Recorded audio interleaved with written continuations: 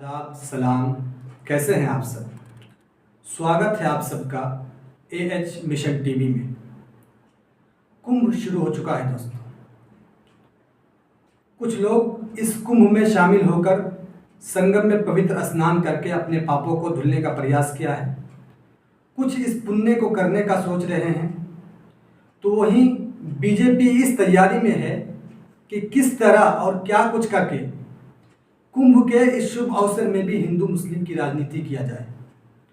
और हिंदुओं को ये दिखाने की कोशिश की जा रही है कि बीजेपी कुंभ का आयोजन करके हिंदुओं पर कितना बड़ा एहसान कर रही है। लेकिन दोस्तों, शायद बीजेपी को ये बात पता नहीं कि कुंभ आज से नहीं बल्कि हजारों वर्षों से होता आ रहा है। दोस्तों, कुंभ 2025 का बजट लगभग 7,500 करोड़ है। यूपी सरकार इस कुंभ में एक मोटी रकम कमाई करने वाली है। अखबार और मीडिया रिपोर्ट्स के मुताबिक इस महाकुंभ में 45 करोड़ से अधिक श्रद्धालु संगम में पवित्र स्नान करने आएंगे। लेकिन सवाल ये नहीं कि कुंभ का आयोजन कौन कर रहा है। सवाल ये है कि बीजेपी जो कुंभ का आयोजन करके ये दिखाने की कोशिश कर रही है कि हम हिंदुओं का मसीहा है, और प्लान के मुताबिक मुसलमानों को भड़काने के लिए मुसलमानों के खिलाफ जुमला कहा जाता है। कहते हैं कि कुंभ में मुसलमानों की एंट्री नहीं।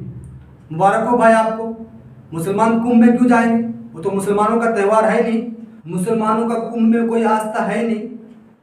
दोस्तों, प्लान के मुताबिक जब इस जुमले पर कोई खास असर नहीं दिखता तो बीजेपी MLA संदीप सोम कहते हैं कि मुसलमान कुंभ में दुकान तभी लगा सकता है जब वो संगम में डुबकी लगा लें, माथे पे तिलक लगा लें और भगवान शिव की पूजा कर लें। का मतलब गंगा स्नान से था, यानी मुस्लिमों को महाकुंभ में दुकान लगानी है तो पहले गंगा स्नान करें, फिर शिव आराधना, इसी के बाद महाकुंभ में एंट्री मिल सकती है। मुस्लिमों की एंट्री तो हो, लेकिन मुस्लिम जाएं और जाके पहले गंगा जी में डुबकी लगाएं और फिर शिव की उपासना करें और स्टार लगाएं तो हमें कोई दिक्कत नहीं होगी। वहीं संगीत सोम के इस बयान का संत समाज ने भी समर्थन किया। महाकुंभ में मौजूद संतों ने कहा, सनातन के किसी भी अनुष्ठान में बिना गंगा स्नान या पवित्रता के भला गैर मजहब को एंट्री कैसे मिल सकती है? क्या गलत कहा है? बिल्कुल सही कहा है। यानी उनके कहने के मुताबिक कुंभ में दुकान लगाने के लिए मुसलमान को हिंदू बनना होगा। दोस्तों, सवाल ये है कि क्या कभी मुसलमानों के त्योहारों में हिंदुओं से उनके नाम पूछे गए? क्या कभी मुसलमानों के त्योहारों में हिंदुओं के दुकान लगाने पर उनको दुकान पर अपना नाम लिखने के लिए कहा गया? क्या कभी मुसलमानों के त्योहारों में हिंदुओं के दुकान लगाने पर उनको नमाज पढ़ने के लिए कहा गया? नहीं दोस्तों, ये इस्लाम की खूबसूरती है और इस्लाम में किसी भी धर्म का मजाक बनाना सख्त मना है। दोस्तों, दरअसल बात ये नहीं है कि कुंभ में कौन दुकान लगाएगा कौन नहीं। बात यह है कि इस तरह के जुमले बोलकर बीजेपी को गंदी राजनीति करना है और हिंदुओं को ये दिखाना है कि हम उनके लिए क्या कुछ कर रहे हैं। दोस्तों, बीजेपी सरकार कुंभ का आयोजन करके सिर्फ अपने सरकारी खजाने को भरने का काम कर रही है और कुछ नहीं। क्योंकि बीजेपी जिनको ये दिखाने की कोशिश कर रही है कि हम उन्हीं के हैं, उन्हीं कुंभ में आने वाले हर एक गरीब श्रद्धालुओं से हर चीज़ का पूरा टैक्स वसूला जा रहा है। अगर आप गाड़ी पार्क करेंगे तो आपको टैक्स देना होगा। अगर आप नॉर्मल कैंपिंग करेंगे यानी नॉर्मल कैंप में ठहरेंगे तो भी आपको एक मोटी रकम चुकानी पड़ेगी। दोस्तों, महाकुंभ में दुकान लगाने वालों से सरकार मोटी रकम वसूल करती है।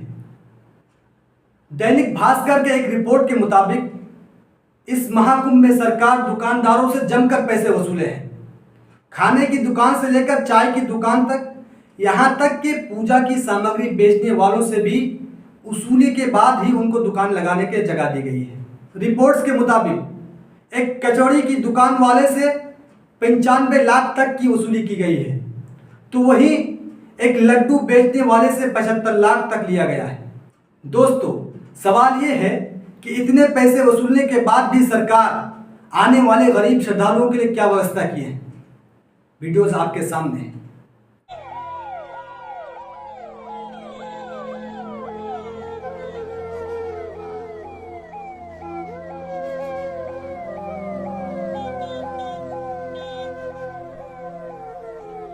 समस्या पे प्रयागराज में बहुत भीड़ है, पर अगर आप देखेंगे तो ये अरेल में वीवीआईपी घाट है, यहाँ पे दूर दूर तक मुझे तो कोई भीड़ नहीं दिख रही। बहुत खूबसूरत अरेंजमेंट है प्रशासन का यहाँ पे।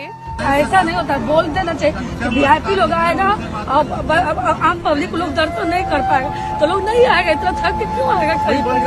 4 बजे से ये व्यवस्था है, बताइए 4 बजे से कोई व्यवस्था नहीं। और इतने पुल बने, 30 पुल बने, 30 पुल की ये व्यवस्था है कि मैं 4 बजे से घूम रही हूँ, मेरी 15-20 किलोमीटर गाड़ी खड़ी हुई है।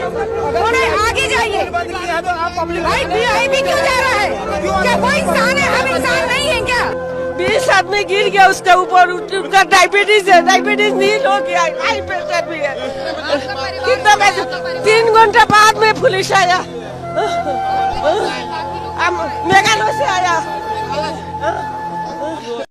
कुछ नहीं दोस्त, हालात ये है कि जो गरीब श्रद्धालु वहां पहुंचे हैं और उनको सरकार की व्यवस्था में परेशानी के सिवा कुछ न मिलने पर वो अपने बाद आने वाले श्रद्धालुओं को मना तक कर रहे हैं।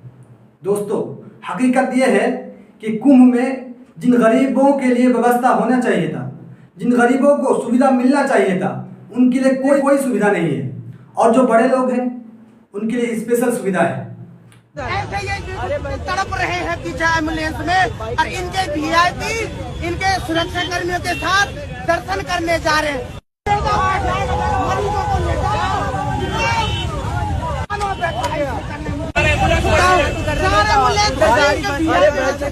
और इनके वीआईपी के साथ और इनके वीआईपी के साथ इनके पुलिस ऑफिसर, इनके सुरक्षाकर्मी ऐसे ये तड़प रहे हैं पीछे एम्बुलेंस में, और इनके वीआईपी इनके सुरक्षा कर्मियों के साथ दर्शन करने जा, जो कि बीजेपी सरकार की गंदी मानसिकता और राजनीति को साफ जाहिर करता है।